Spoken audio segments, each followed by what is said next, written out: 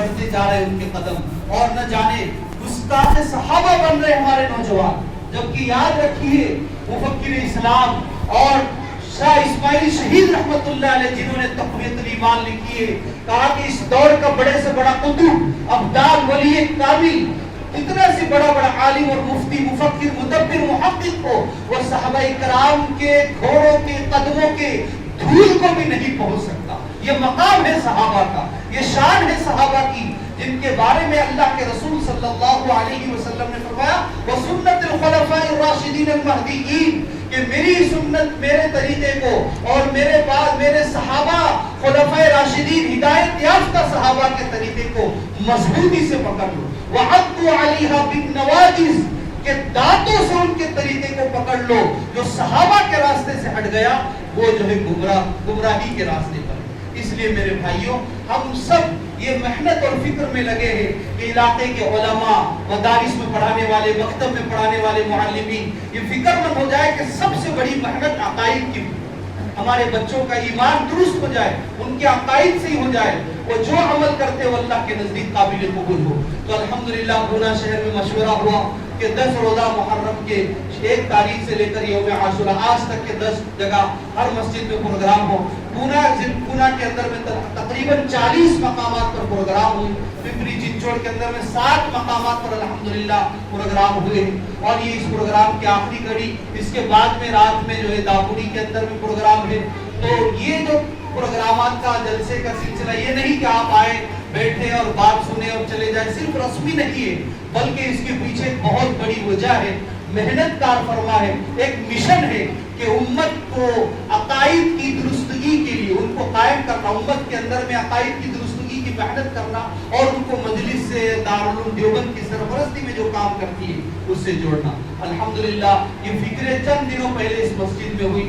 یہاں کے ذمہ دار خصوصاً جناب غلام چاچا صاحب انہوں نے فکر کی اور اس مسجد کے اندر میں یہ راہ ہموار ہوئی کہ یہاں پر ایک پروگرام لیا جائے. تو ماشاءاللہ اللہ جزائے خیر دے بستی والوں کو، ذمہ داروں کو کہ یہ جلسہ یہاں پر منعقد ہوا. اور ہم سب کے لیے بڑی خوشی کی بات ہے کہ عظمت صحابہ، حب اہل بیت کے بارے میں ہم کو آج سننے کو ملے گا. ہم سب یہ ارادہ اور عزم کرتے ہیں کہ انشاءاللہ مجلس تحفظ ختم نبوت کے ساتھ قدم بقدم ملا کر انشاءاللہ تا دم حیات کام کریں گے انشاءاللہ. سب ساتھ دیں گے. جو مجلس کے کام ہے صرف یہی ہے کہ امت کے نوجوان اور امت کے ہر فرد کی، مرد ہو، عورت ہو، بچے ہو، بوڑھے ہو، سب کے ایمان کی حفاظت ہم سب کی ذمہ داری ہے. یہ سب سے بڑی امانت اللہ کی ہمارے پاس ہے تو وہ ایمان کی دولت ہے. تو آئیے اب ہم بلا تاخیر ہمارے اس جلسے کے جو معزز مہمان بہت دور سے سفر کر کے ہمارے درمیان تشریف لائے ہیں، حضرت مولانا مفتی عبد المقتدر صاحب قاسمی صدیقی خلیفہ و مجاز، حضرت مولانا حبیب الرحمن لدھیانوی ثانی شاہی امام پنجاب، ان کے یہ خلیفہ ہے.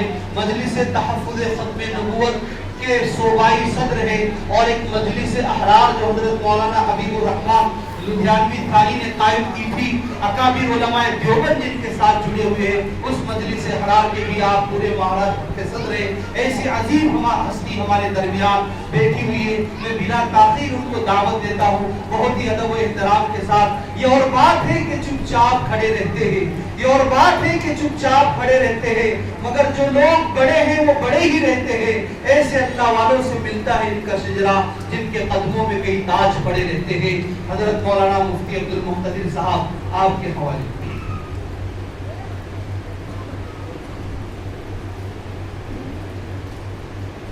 قریب قریب آ جائے، درمیان میں جو جگہ خالی ہے.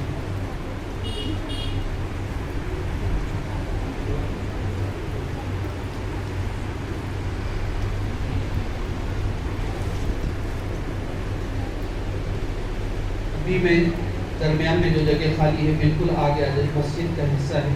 جیسے ہم نماز میں صفوں کو پور کرتے ہیں ایسے ہی محفل کا مجلس کا عدم بھی ہے کہ ہم اس میں بھی خالی جگہ